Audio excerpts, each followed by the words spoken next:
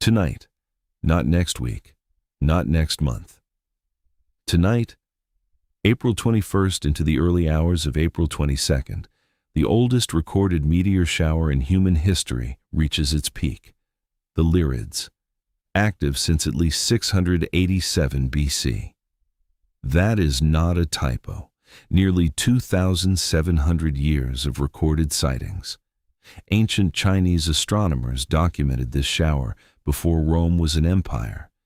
And tonight, conditions are almost perfect.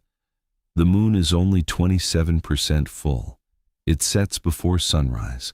The sky will be genuinely dark. Up to 18 meteors per hour at peak, fast fireballs, some leaving glowing trails behind them. But here is what every article about tonight is missing.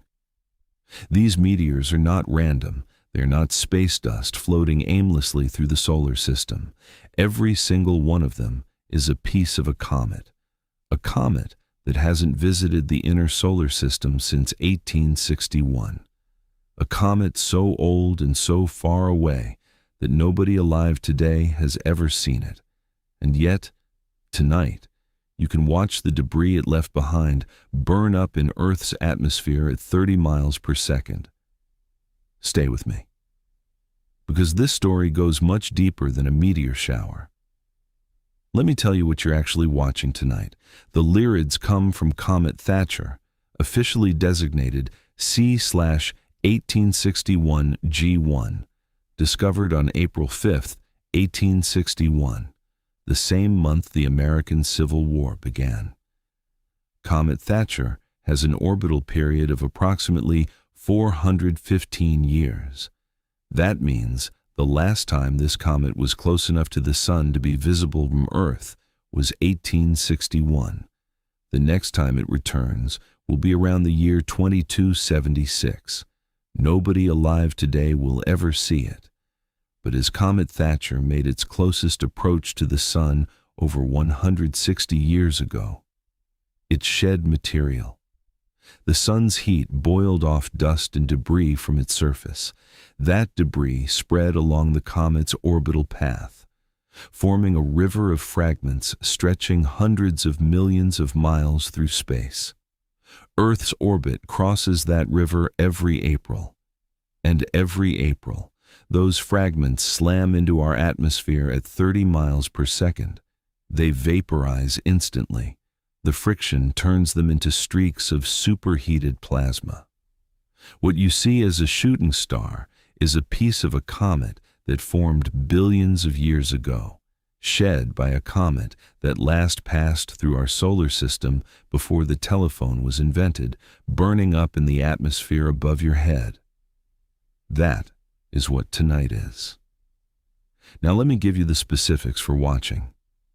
Peak activity hits around 20 UTC on April 22nd, which translates to late evening April 21st through pre-dawn April 22nd across North America and Europe. The best window is between midnight and 5 a.m. That is when the radiant, the point in the constellation Lyra near the bright star Vega, climbs highest in the eastern sky. Higher radiant means more meteors visible. The moon sets well before sunrise, leaving genuinely dark skies. That matters more than most people realize. A dark sky doubles or triples the number of meteors you can see compared to a moonlit one. You do not need a telescope. You do not need binoculars.